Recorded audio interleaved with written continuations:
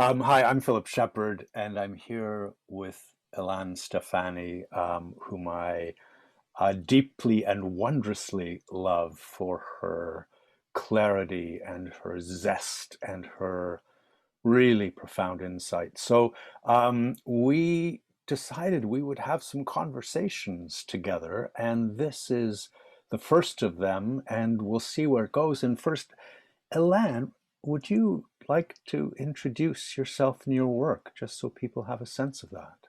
Hmm. First of all, I'm intimidated by speaking with a native speaker. I always like, Oh, whoa, this is English. So I'm Berlin based. I'm a body worker, and I was deeply in in-person retreats before Corona hit all of us. And then I was jumping with the whole stuff to the internet as well. And I can try to introduce my work. And it's so difficult, and I don't want this to be a long part, but I feel obsessed with somatic research in order to truly get a sense in my own life and for as many people and nervous systems around of how amazing we are and how powerful and how much we are energies of such an amount of aliveness and gratitude and happiness, coming from a place where I study trauma in a collective and individual way, having a deep sense of kind of distant to where we are now. So also me quickly mentioning I was deeply in in-person retreats and now jumped with all of the stuff to the internet. To some extent, it's not a stuff. It's not a jump. It's me translating the individual nervous system trauma signature and the individual nervous system's needs around safety and understanding in order to heal. Translating that to the collective level. That's all. There is no difference. There's to some extent nothing new. We are just talking about the nervous system of mankind. And we are talking about the nervous system of the internet as a reflection of the nervous system of mankind. And this is especially where my research is focusing on at the moment, because I think we didn't tap into the treasure of this potential. And even though nobody might say I'm right, I still think I'm right. So I'm a researcher, and the more people laugh about me, the more I'm like, oh, I'm onto something. Woo! yeah. Because why? Why should somebody belittle me? Why should somebody laugh at my thesis if there is not something that would shake the grounds? And I'm all about shaking grounds, all Yeah. about shaking grounds, all breakthroughs in my healing, all breakthroughs out of desperation, numbness, chronic fatigue, whatever I went out of in my life came from shaking my grounds as brutally as possible. And before I allow you to speak as well, Philip, I just want to say that besides admitting that I somehow forced you to record that as well, no, I felt very attracted to your, I do not know so much about your content of teaching, but the way you teach embodies a rage and an urgency, and at the same time, in this urgency, a regulation within the amount of pain on a collective and individual level and global and ecological level that attracts me. There is something in this. This is about something. Yeah. We are alive. We are burning, and this is something I'm all about. This kind of let's warm up again our passion for life, and this is something that made you, in my perception, remarkable, because I can compare you to so many others where it's all about a method or a sharing or knowledge. And I think it's not about knowledge, it's about energy that makes us waking up, that provides us the grace of reawakening. It's both. It's shaking the ground with brutality and radical love. It's beautifully said. Hmm. Beautifully said. So for those who aren't familiar with my work, it's based on a lifetime of inquiry. I've written 2 books. New Self, New World was my first. Radical Wholeness is my second. And when people ask which book should I start with, I always suggest starting with Radical Wholeness, because it's an easier entree into the work. And what is my work? I love the way you talk about the necessity for brutality and the necessity for radical love, both at the same time. My work entirely conforms to that marriage of complementary opposites. The brutality in my work is really as clear and uncompromising a look at our culture and the ways in which our culture inhibits our responsiveness, deadens us to our reality. Eventually, our culture puts us in our heads so that the body is this sort of source of noise below the neck that we would do well to ignore until it starts screaming, and then we go to fix it. And our relationship with the body is such a top-down relationship, and that is the primary relationship in our lives, our relationship with our body. And so you look beyond the body at our relationships with the world around us, with our plans, with our lives, and it all comes back to the prototype of our relationship with the body. All we know is this top-down relationship that obscures sensation and patterns our responses. And so we wonder, why do we feel alienated? Why do we feel estranged? Why do we feel disconnected? Well, because fundamentally we have disconnected with our own bodies, and the body processes more than 1 billion times more information than we can be consciously aware of. And you can never, it's folly to think you can somehow objectively know all that information. It's impossible. You just can't. But you can feel it. You can feel your body's responsiveness to the world. And what happens as we begin to disencumber the body of those stifled patterns is that its energy is able to come into coherence. Because the way we live in this top-down modality, we are shattered. We can be rational, we can think with the head, or we can feel from the heart, but it's either or. It's a binary, this or that. They don't go together. How can you feel from the heart and be analytical at the same time? In our culture, we don't do that. We don't feel a gut instinct in accord with the heart. We don't feel the intelligence of the legs in union with the intelligence of the head. It's compartmentalized and shattered. And so to unlock our bodies is to at the same time release those compartmentalized sources of intelligence into union, into a dance where they cohere into wholeness. And when you surrender bit by bit to your experience of wholeness, you open your eyes on the world and you feel its wholeness. And there is no separation between the two. Your wholeness is held by the world's. And then you feel the guidance of the world. And that's where the joy is. That's how we can move forward, is if we begin to harmonize with the world around us and heed its guidance in a state of humility.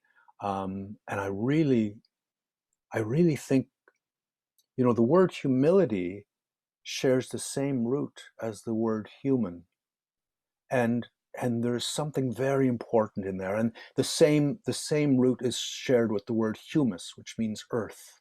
So earth, humility, and human, they come back to the same root. And we have for thousands of years believed in our own arrogance that we are separate, that we are superior. that we are entitled to dominate. And it's the way we dominate the body. It's that same impulse that we carry over to the world around us. So, sorry, this is longer than I was expecting, but my work is, I've developed practices, and there are over 100 of them, and each practice is a way of encountering a limitation within the body's neurology and feeling it and softening into it so that the limitation turns into a choice. So it's never, you should feel this. It's more, do you have the choice? Or is it, are you depriving yourself of choice, which is what happens with the enculturation of the body by the society in which we live.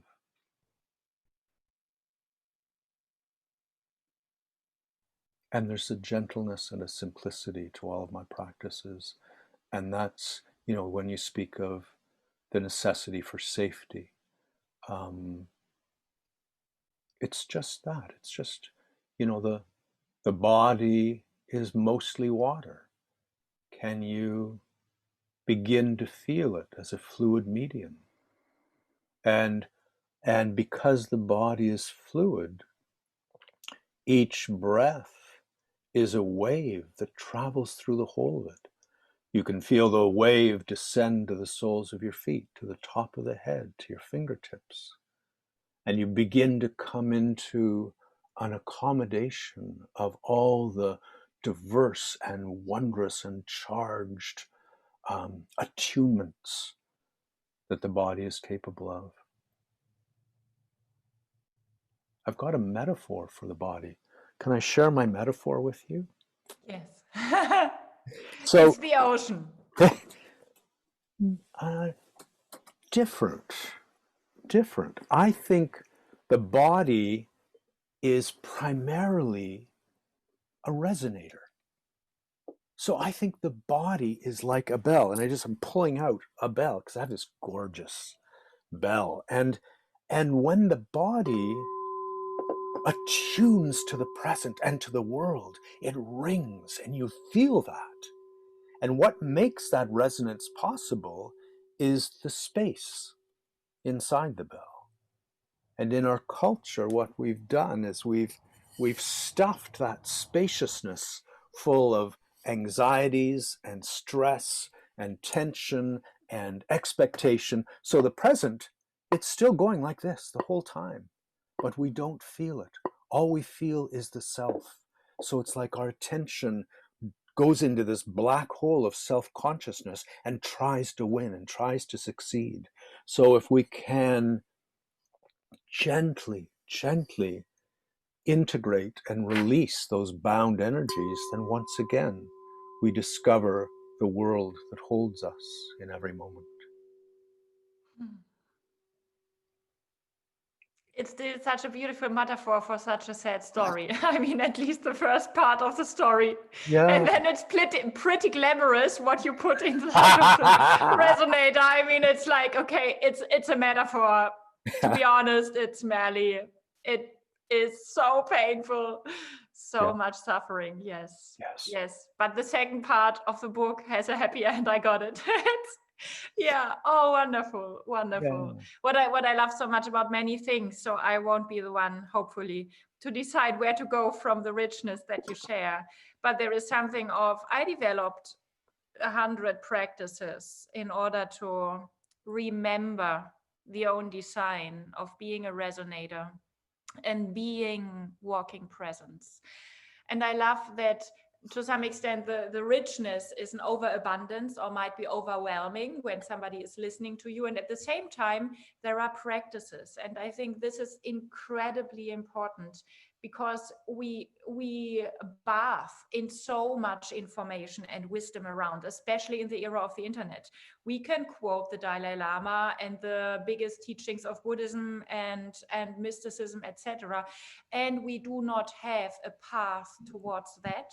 And by that lack, we do not have access to, they are talking about me. Yeah. They are talking about me.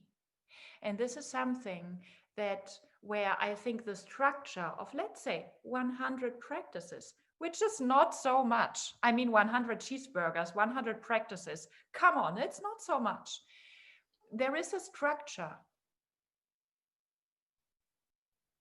from the outer world, leading me deeper, inviting me deeper, falling in love again with my inner world, adding a path of energy to all the information that we accumulated.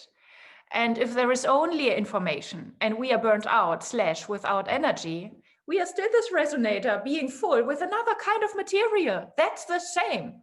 We are stuck in, oh, I'm not the body. And one of the biggest things that I would love to point out to us, like, yay, we are not the body. Why are we so happy about being not the body? We cannot feel ourselves, because the moment we feel ourselves, first of all, we recognize that it's full of pain underneath the numbness, and second of all, that we hate ourselves. And our self-hate, or our global collective self-hatred, I think, is directly mirrored in how we destroy this planet. We wouldn't do that if we would be egoistic in a wonderful term, if we would be arrogant in a way of truly believing in us. We would have this earth being paradise because it is, and because we would embody that we deserve a happy life. And by us destroying the environment, it comes exactly from self-hatred and the confusion. Self-hatred should be self-love or egoism, where I'm like, no, I won't call this egoism. I call it immaturity, stupidity, and collective trauma. I mean, there is no glamour in burning the earth. It's no glamour. Every idiot can die. And every idiot will die. What do we want to prove? And I think we are driven. There's that element of self-hatred, and to me there are layers to that. One of those layers is a mistrust, a demeaning, a demonizing of what is female. Material. The word material comes from a Latin word that means mother. And the material world is there to exploit. And the material body is there to dominate and to control and to fix when it goes wrong. I really feel an intelligence in the body, and I feel that intelligence centered in the pelvic bowl. And it is like a complementary pole to the intelligence in the head. And these poles long for each other. They long to come into relationship, but our cultural fear of the female, which is millennia old, it's not a new thing. It goes back to the Neolithic Revolution. And what's happened is, well, maybe I'll trace that out just a little bit. In the Neolithic Revolution, we discovered agriculture and domesticated animals and built permanent settlements. So there's a transition from hunting gathering, in which you just notice the world and feel it and attune to it and are guided by it, to agriculture, where you move into a position of control. And the moment you take a seed for the first time and push it into the ground, everything changes. So suddenly, this bit of ground belongs to you. You have ownership of the earth, of this bit of earth, which is sort of insane. And then and it owes you something. It has to give you something. Instead of, I'm giving you your existence all the time. Kind of, sorry for interrupting, but how ridiculous it is. Yeah. There's that separation, and then the little plant growing up beside yours, it's now a weed and it has to be killed. And the little animal coming along is now vermin, and it has to be killed because it might eat your plant. And the tree growing beside your plant has to be cut down because it's putting your little plant in shade, and everything changes. And what happened with the Neolithic Revolution in the late Paleolithic, we, the human experience was one that experienced the center of thinking in the belly. And you can see that in the art. You can see that in sort of Proto-Indo-European roots of language. There are some burial sites where there is a stone placed at the navel. And then you think, oh, right, we have a headstone. We mark the head, that's our center. They have a navel stone. They mark the belly center. And what happened? There were all these deep cultural changes where we turned away from the goddess who was immanent in all things. I mean, a blade of grass was a manifestation of the goddess, a tree was. And we turned our allegiance to the god. And we left the mother. Culture was gathered around the mother, of course it was. But then somehow we moved towards the father and considered the father to be the center of the family. And at the same time, we moved away from the earth, and our attention went to the sky instead. And all of those things happened as our center of awareness left the pelvic bowl, left the belly, and began to rise through the body. So there's a period. Homer, the language Homer used was old, and I think he was writing around 800 BC. There's a word he uses over and over, phrene, P-H-R-E-N in English. And phrene, I mean, it turns up in English phrenology. For example, I don't know if you know phrenology, but it's you it's a somewhat discredited science because it would measure your head, take various measurements, and tell you what your personality was according. I mean, it's absurd, but phrene, the Greek word phrene meant mind, and it also meant diaphragm. Because they experienced their thinking, their mind in the diaphragm. And there's one translator of Homer, Richmond Lattimore, who preserves that sense. So once in a while, he'll have a character say, "The mind within my breast understands your words." And then from Homer, the center of our awareness rose up to the head.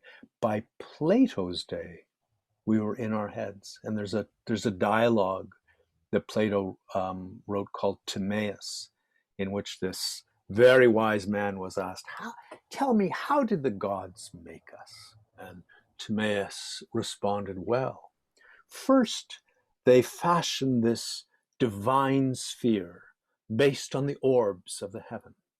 And then they realized that it wouldn't be able to get around. So they grew it a vehicle, arms and legs and a torso. So there we are. I think that's maybe 350 BC. And Plato is talking about the body as a vehicle and the head as the divinest part of us. And his audience was rapt because they recognized the truth of what he said. So this is an old story. And for me, that turning away from the female shows up in the body as a dissociation from our being. And when you dissociate from your being, you leave an emptiness there. And no amount of consumerism can fill it. And we are an addictive society, whether it's gambling or shopping or sex or whatever it might be. We are trying to fill this emptiness within. And it can't be done, not with any of those things. And since we are somehow, I think, born in this innate aliveness, no matter what, to some extent, you call it old. And yes, it's old. I mean, a few thousand years with a few billion of living beings suffering in that, dying in that. it's kind of a heritage. I mean, that's a collective trauma. Let's call that a collective trauma for sure. And at the same time, Philip, it's not so old.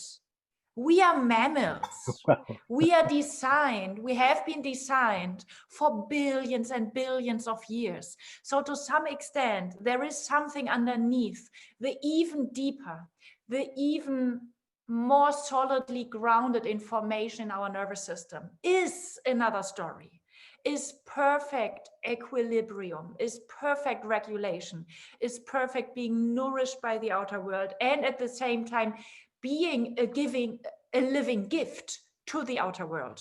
So to some extent, like just a footnote, because otherwise my, sorry to say, head might be exploding. Who talks about the head, Brian? So sorry, I'm a little bit 80s.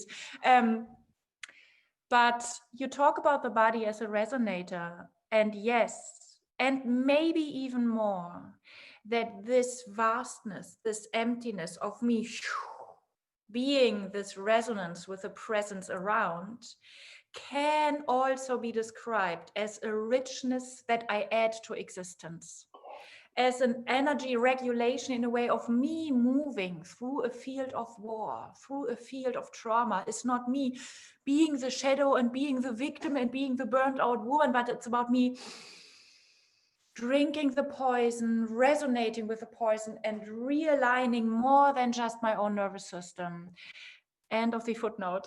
Wow, for now. But just to add, sorry, it's so beautifully said, and I completely agree. And as you regulate your nervous system in that way, you are helping the world. It affects everything around you. We cannot stop us being contributors into whatever direction. Every cheeseburger, nothing against cheeseburgers, and they might be vegan and whatever. Everything contributes something. Yeah. So we highly, even as the species that overestimate their own power, etc., we underestimate ourselves. Yeah. We are addicted to underestimating ourselves. Our comfort zone is not, we are the boss. Nobody believes in the boss. Steve Jobs said, I never wanted to be the richest man on the graveyard. And he is the richest man on the graveyard, in the graveyard. Yeah. Where is he? Back in Earth. So there is something of us being designed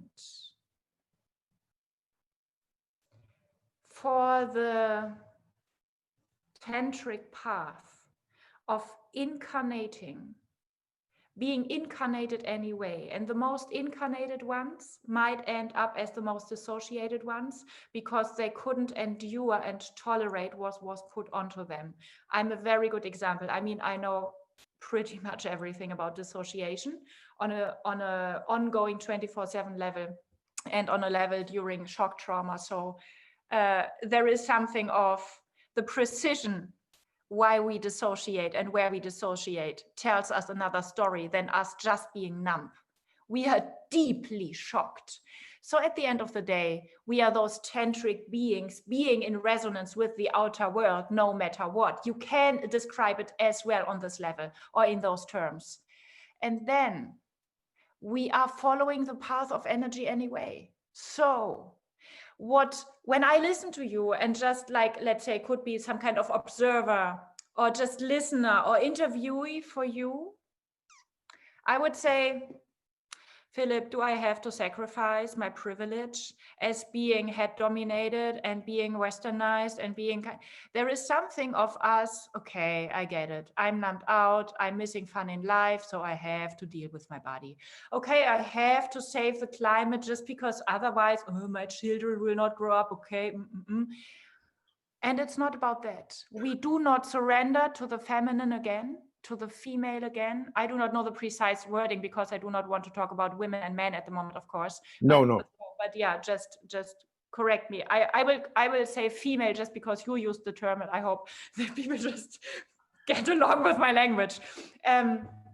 So we do not surrender to the female again because we do not get that the only party that we can ever long for can only start there. We do not surrender to our body. We do not surrender to our sensation because we think it's weak. So there is a brutal kind of, I mean, different people, different stories. You can add your story.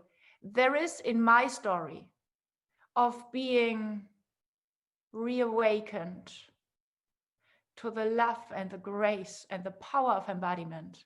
It came with the deepest night of my soul and with such an amount of humiliation. So the first thing is not, oh, let's sense our sensations and everything is awake again. The first thing is, I fucking stop thinking. I fucking stop my fucking arrogance because I want to kill myself while I'm in my mid-20s. And I go from there. Do you know where I go? Not into the sensational party in my nervous system. I go into numbness.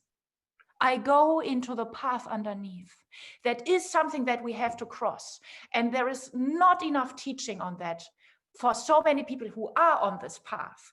They go into the numbness and there they feel, I'm an idiot, I'm doing everything wrong, my whole life explodes, I want to kill myself, I hate myself, I cannot endure that. And we need guidance through this layer. We need guidance through those fields of trauma. We think trauma is an individual exception. It's not, and I would be happy if it would. It's not. It's bloody real. And you tap into that the moment that you try to reawaken, that you try to kiss the female again. What you might find is something like a corpse, and you will keep kissing it, or otherwise it has no reason for talking with you. There is something where this tells you at the end of the story, you human, you have been right. You are the most divine being on this earth. And the price that you pay for that is you are the biggest idiot.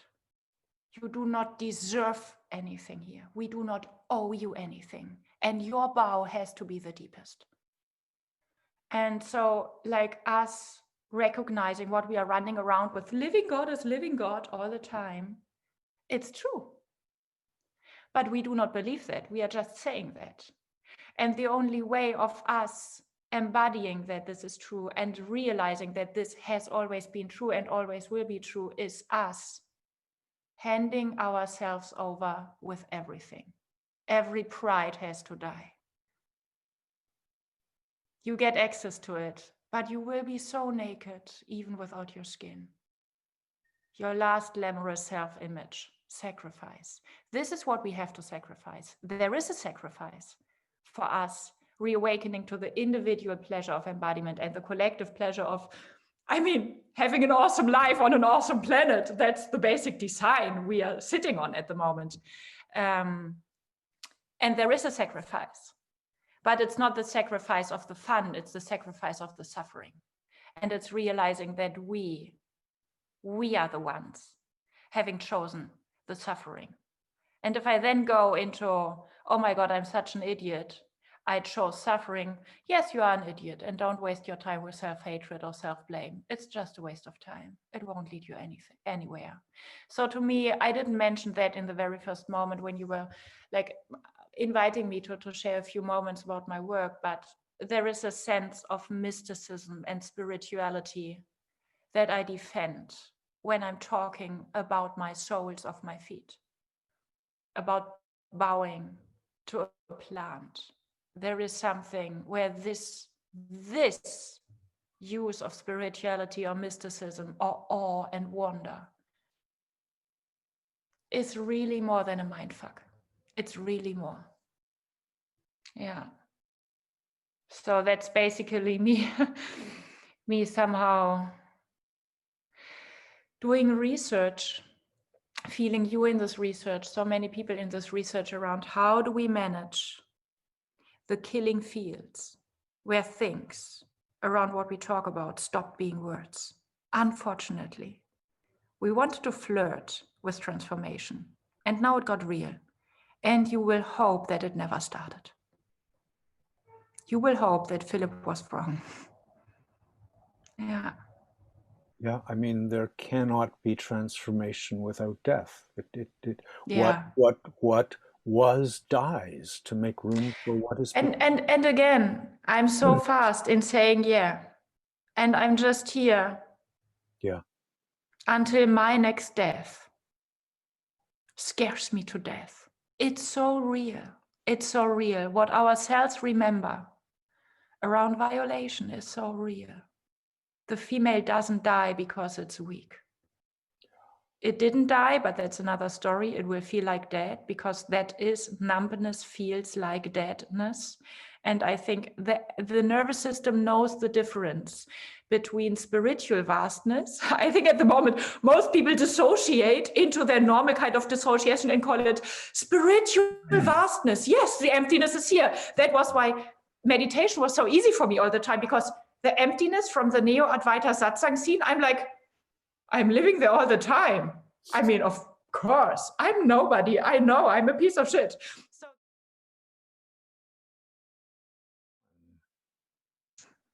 you're so polite, Philip. You offer me that I say we had internet problems. That's not true. I had internet problems. I mean, let's face it. I'm okay with that. It's just another possibility for growth. I was talking about humility. So that is, here we go. It was Ilan. Okay, yeah. Yeah. And it's so interesting because I could pick up that thread or that track that I was onto, or that we were onto before the interruption with the internet, which is so much about really my passion. Let's call it my passion, but also me. I feel so warned around if we tap into embodiment and our innate sensitivity, we have to face in the most real sense and sensation what has happened to us on a collective level. And there is no way of getting away with, oh, my parents loved me. Yes, there are awesome parents on earth.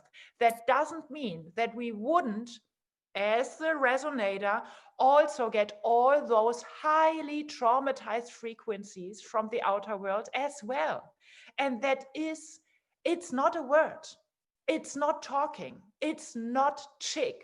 It's no blah blah, and it's no fashion.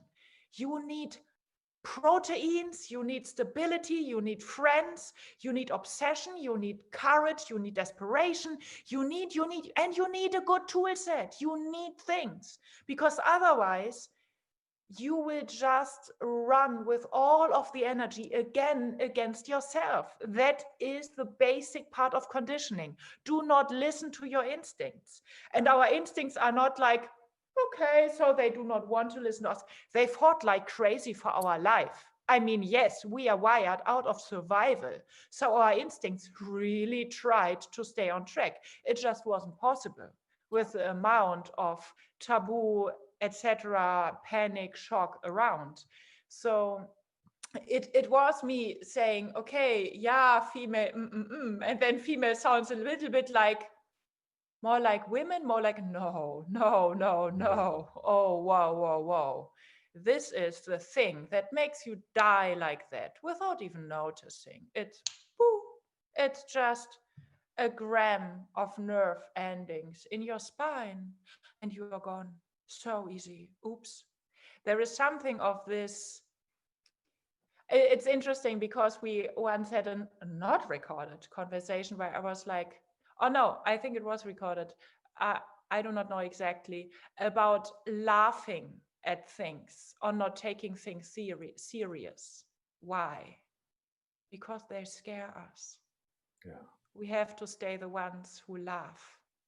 We have to stay the ones who have the body, the hobby of embodiment, the hobby of body work. But the moment that this becomes more and more a thing with real energy, it will eat you up. It's not a hobby. And it's so wise and intelligent and powerful, and the most loving mother and the most loving love that you can ever long for. So you do not want it to change while you want it to change.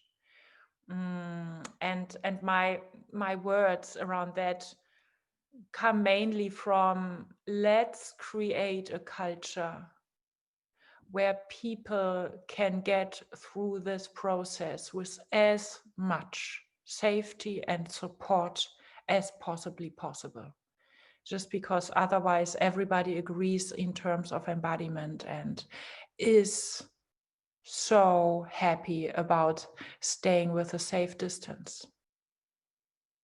And so that, I really, really want to create. And that is why I also, sorry for my many words, Philip, you invite me and then but I'm so happy about your super structured way of, I counted them, like a little bit more than 100 things that work in terms of getting through the layer of numbness. We need the tool set. We need the tool set. We need a tool set. And then we are a 24/7 transformation, so much more alive than ever before. And we are a 24/7 contribution into a direction that I truly think is sexy for the first time in 6,000 years. I think so too. Woo! The two of us agree. You have the tool sets, great. Ilan talks, Philip has a tool set, perfect. Yeah, I mean, it's there's so much in what you said that I'd love to respond to. You know, that very dark place that you're pulled into. What's wrong with me? Why am I an idiot? You know, when I'm working with people, I say over and over, there's nothing wrong with you. There's so much that is wrong with our culture. And you are a product of that culture, and your neurology is patterned to disconnect. That's what our instruction manual has told us that we've been given by our culture. And that, you know, that sense of disconnection runs so deeply, it's so rampant that we stop seeing it. And we, you know, we feel the self in here and the world out there. And there is no such thing as that boundary that separates us from the world. And so the only way we can feel a boundary that doesn't exist is by desensitizing ourselves. So we numb ourselves, we dull ourselves to the world and contract into this busyness of the head that is thinking. And because we've contracted into the head, we open to a certain kind of information and close the door on another kind of information. So I think one of the reasons that we are so avid to keep up with the news, to keep up with Facebook and Tinder and whatever it might be, is that we are essentially starved for information, because every moment of the present teems with more information than you could possibly encompass. The world is alive with presence and transformation and currents. Everything that happens in the universe passes through your body. You feel it all. And I think what happens, I know this happened for me, we develop sensitivities. No one can develop every sensitivity. There are too many sensitivities even to name. You know, a sensitivity to music, a sensitivity to color, a sensitivity to someone's heartbeat. But when our life depends on it, the sensitivity awakens. And from personal experience, when I was a teenager, I was traveling by bicycle through Europe and the Middle East and India and Japan. And there was this moment, you know, as the sun was lowering to the horizon, where I had to find a place to sleep in a country I'd never been to before. around a corner I'd never seen before. And every single night I was guided, and it was such a tangible sense of being guided to a place where I could safely spend the night. And I slept undisturbed every single night along that journey. And so that my life depended on finding a place to sleep in Syria, in India, in Iraq, wherever it might have been. And I sensitized to it. There's a young man I've read about who was born blind, and he learned to echolocate. He makes a little clicking sound with his tongue, and he can ride a bicycle down a street, and he knows where the curb is. He knows that's a fire hydrant. He knows he echolocates. Again, his life depended on this sensitivity.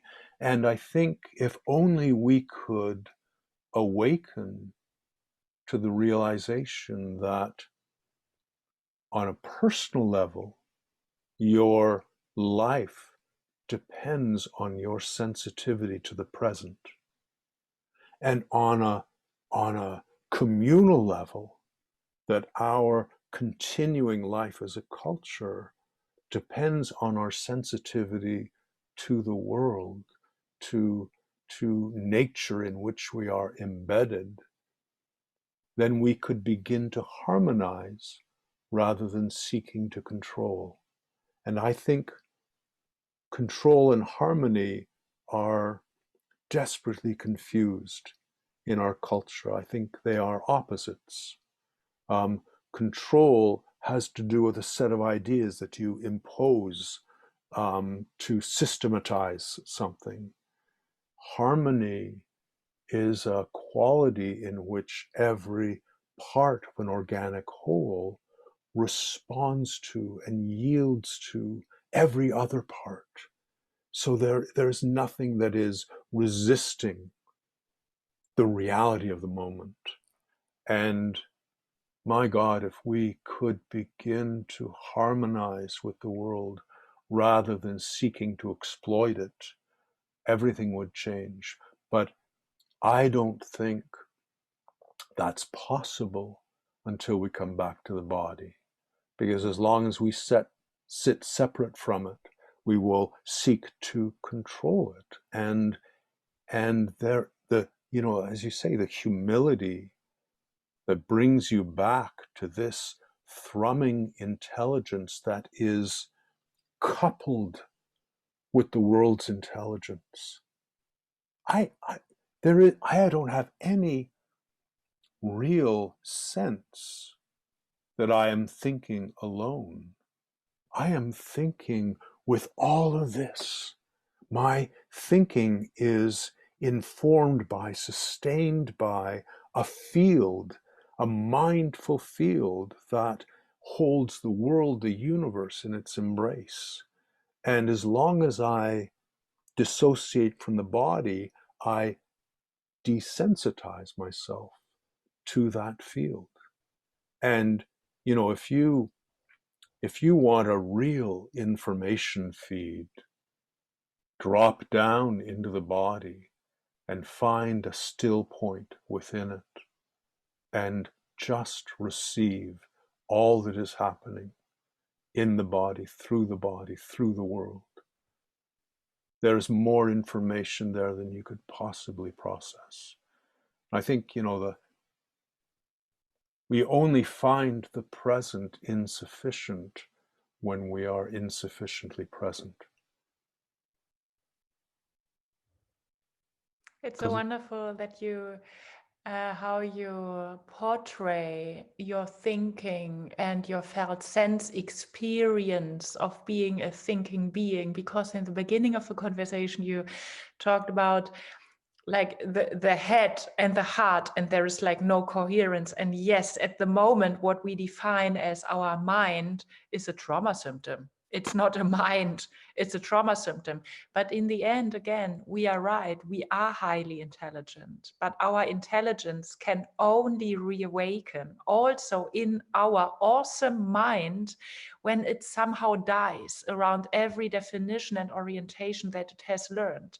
It's like our basic orientation in the world is based on friction. It's based on disharmony. And harmony is such a great example, because for me, being in harmony and in coherence with everything around, my conditioned little girl says, shrink, listen to everything else. Oh, there is a bug. Oh, there is a man. Oh, there is a window. Oh, let's be in coherence, in harmony. That is called collapse. It's the opposite of harmony. It is me creating suffering by shutting down even more. So for harmony, I have to live up to my too muchness, my intensity, to everything that I am. And at the end of the day, our challenge is stopping underestimating ourselves. I mean, we are strong and we are powerful. So harmony, I agree so much around harmony being such a twisted term. It's almost practical that culture twisted harmony or misunderstood harmony in such a thorough way that we can say it's just 180-degree different from what you think it is. Volume up, show up, glow as crazy, because you are a glowing living being, and existence is waiting for you, and suffering and shutting down doesn't save anybody, not you and not anybody around. So there is something of this, yes, harmony, and at the same time, let's be cautious with the word, the information, without the energy that needs to be realigned with the wording in the moment of the wording, because otherwise we're like, oh yeah, harmony. And then I'm like, no, not this harmony. That's a problem. We want to go towards a solution. Just 180-degree the other way around. And the other thing is, when your life depends on that, you do not need a process. You do not need trauma therapy. You do not need a tool set. It's just here. And I remember, I know about Greta Thunberg standing there in front of the most powerful politicians of the world saying, my name is Greta Thunberg, and I want you to panic. Yes. And that's it. There is something of embodiment. Yes, it's titration, and yes, it's trauma therapy, and yes, it's a lot of safety and comfort and a lot of tissues. Yes. And no. This is also a jump into panic. And another shocking moment was for me that once, I think in a spiritual setting, somebody quoted somebody else around meditate as if the gun would be on your head. And the teacher was interrupting him saying, the gun is on your head. So it's not that dissociation creates boundary. It creates the illusion of boundary. Yes. There is no boundary. There is no boundary. So it's like us, we are all one. Oh, beware. What are you talking here about? We are all one. Yeah. There is no starving child in Africa. It doesn't exist. You are already starved. So beware which kind of quote you share on Facebook. It's not so sexy. So there is something of us, and I remember just from my own experience, not going into detail, but I experienced, and it taught me so much.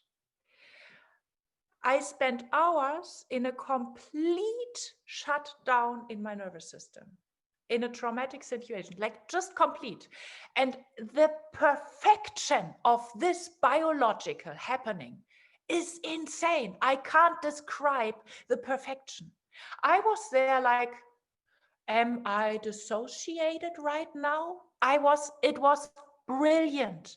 The amount, the perfection of illusion was perfect.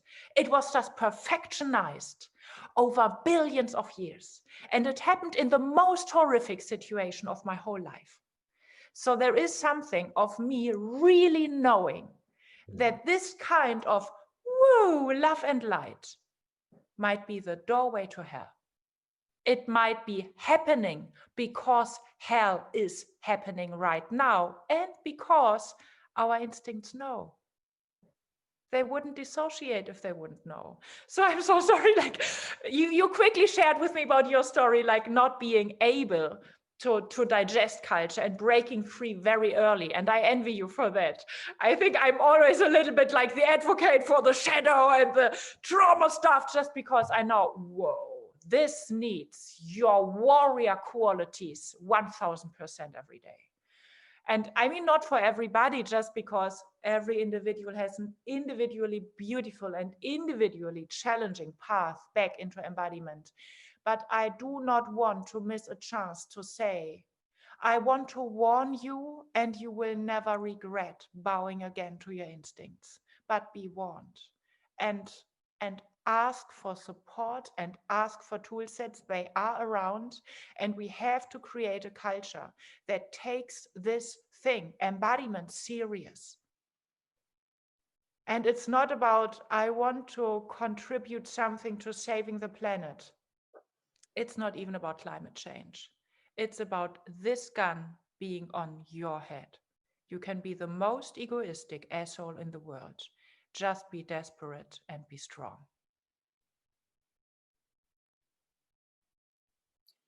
And the gun is there. The gun is real. Yeah. Yeah. Absolutely. And we Yeah.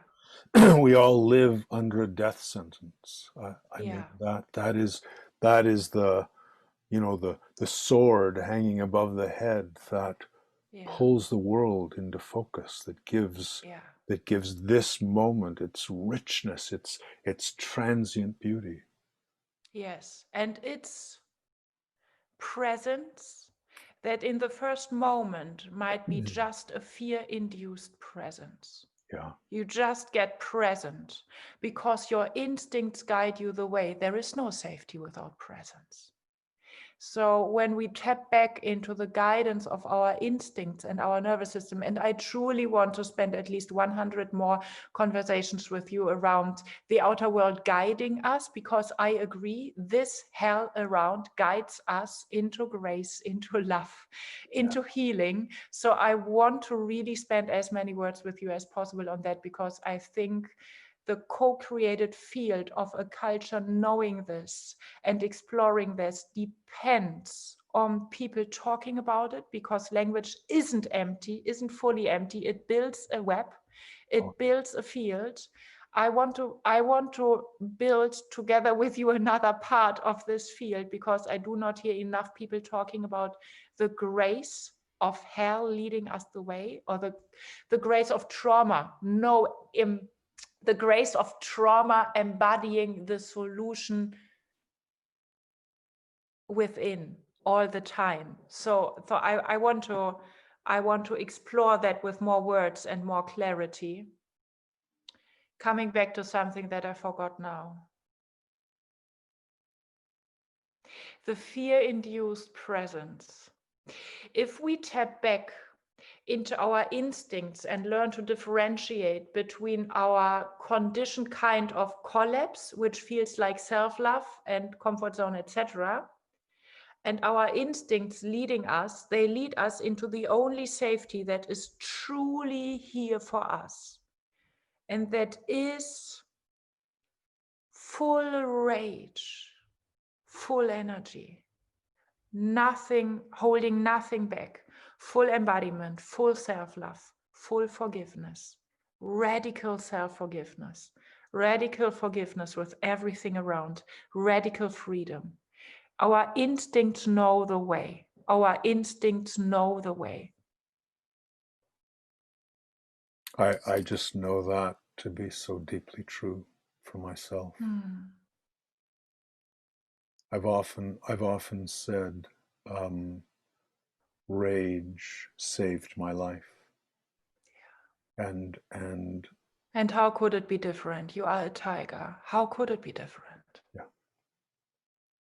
Yeah. 6,000 years are nothing. And not they are only nothing. They obviously didn't work, because it doesn't save our life. Yeah. So we have a dysfunctional plan B, being ridiculously young. Just an invention of privileged people. Yeah. Being traumatized because they lost the female. Yeah. That's a competition. Yeah. And for me, maybe just in closing, for me that loss of the female, and I'm so glad nothing to do with men and women, male and female. It is the complementary union of tension within each of us that ushers us into wholeness. The female element within me, the male element within me, they're either suffering through a divorce or they are in a marriage of respect and appreciation. And I think that the divorce from the female shows up most clearly in this wound that our culture inflicts on us deliberately, systematically, which is the wound that separates our thinking from our being. So we are trained. You think of getting a little 5-year-old child and having that child for 12 years in the public school system where the body is to be suppressed, the body's energy is to be suppressed. Well, there's no difference between the body's energy and the body's intelligence. So you demean that. If you don't suppress the body's intelligence, the body's energy, you get in trouble. You get sent to the office. You're shamed. And meanwhile, you're to fill your head with the right ideas, and then you're rewarded when you do.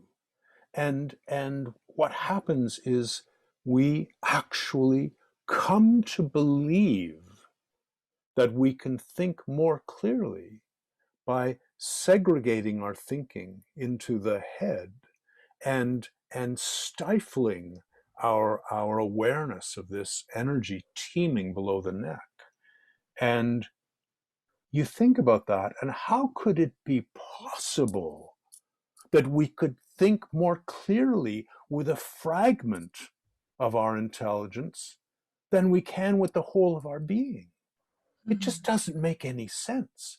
But that's the model into which we've been ushered. And so we struggle within ourselves. I mean, that's the ultimate hell, is the divided self that is suffering through this warfare, where we're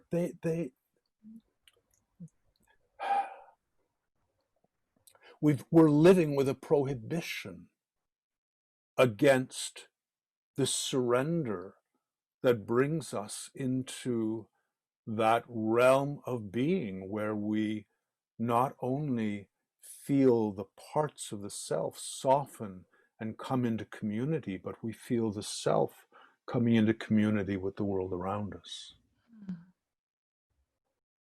The Vedic literature, the Vedic texts, describe 7 stages of hell. And the deepest, most hellish hell is the world of technical perfection. That reminds me right away of a quote from Joseph Campbell, because Joseph Campbell talked about the call, where the world whispers to you and you know what you have to do. And he said, and then you have a choice.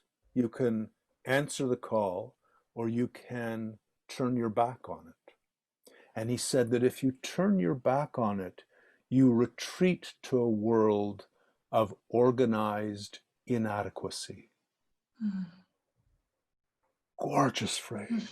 Organized inadequacy. That is our life in this culture. That is what we settle for.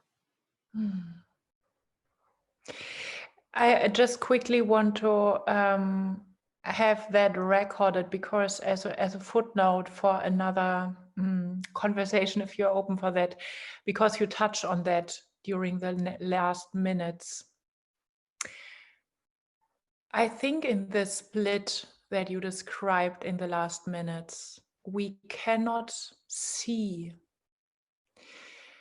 where the solution that is truly the solution comes from. We cannot see its form. We lost the idea or the concept or the sense, the sensitivity for the design of a true solution, because we are trained that the solution is what is right for the teacher. I mean, there is a question, I have the answer, and that's right.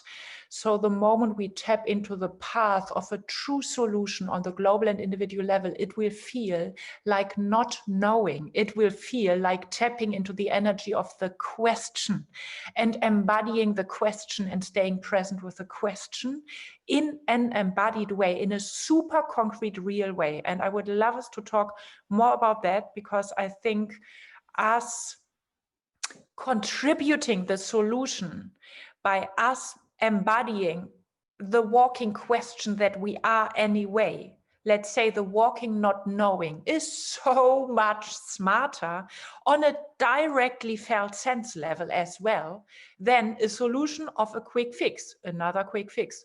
Great idea. And it will feel like disorganization. Like when you say organized inadequacy, yes, what's the alternative? 180 degrees around is not, let's go into the organized adequacy. It's going into brutal chaos. Be prepared. Yeah. You will have no idea what's happening to you. You will have no idea what you did wrong. You just know that you have to keep going, and you will keep going. And nobody around will applaud. Nobody around will love you for that. Nobody around will understand, and you keep going. It's a very lonely path in times. So there is something of the chaos. Be prepared for the insane precision of the chaos that is waiting for you inside of you if you tap into your nervous system. Be prepared.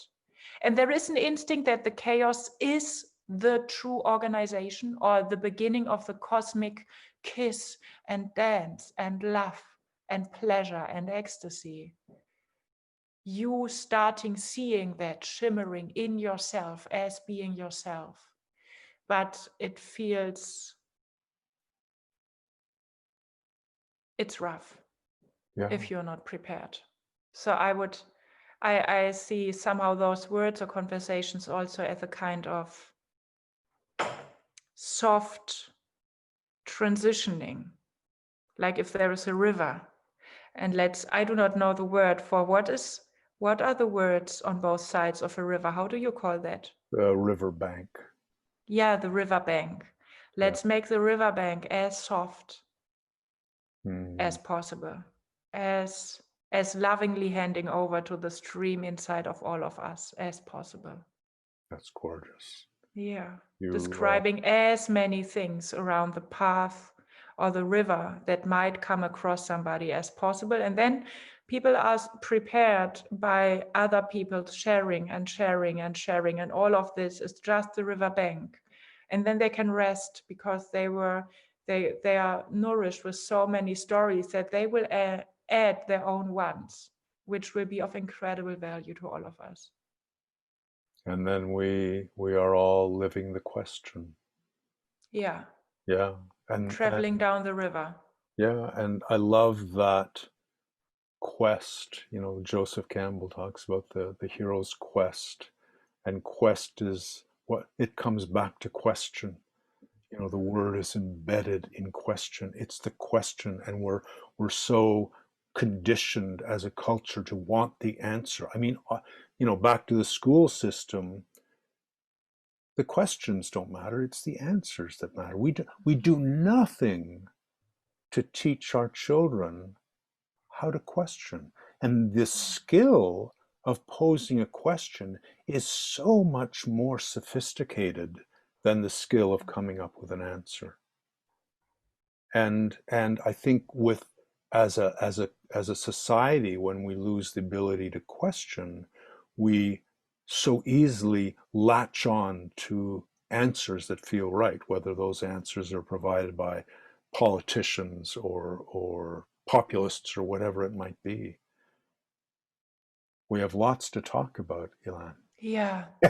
Yeah. I still And look I forward. think one last thing, Philip, that I like feel and appreciate, and I want to give words to that just because I feel this kind of witnessing that's just happening in myself when I give words to that, and then by you being part of this conversation, and then maybe by other people receiving this conversation, is it's the end of talking about when we add the layer of co-created energetic fields, and all conversations, even small talks, add energetic fields to the cosmos of language, which is potentially intelligent and potentially healing. So I want to explore a cultivation of language, if you're open for that, with you as well, because it is happening in my perception all the time of this is not adding another smart comment onto something that somebody else should be doing somewhere because we are running out of time. These are two children being scared of dying for the wrong reasons. And that's all that we need to be. Yeah. Yeah. It's beautiful. And we cannot evolve into a new way of being and a new way of thinking without changing our language. Can't happen. Yeah. Thank you, Philip. Thank Thank you. Ilan. For your work, your courage to live this way, your 100 methods. I want to learn all of them. I will practice them like crazy. Some kind of stuff around that could be useful for that. Yes. It's just, it's such a joy to play with you and explore with you and feel your presence in this way. It really is. Thank you. Thank you. Greetings to the tiger in you, the nervous system in all of us. The rage. Bow to the tiger in you. Yes, sacred rage. Yeah. All the best. Bye.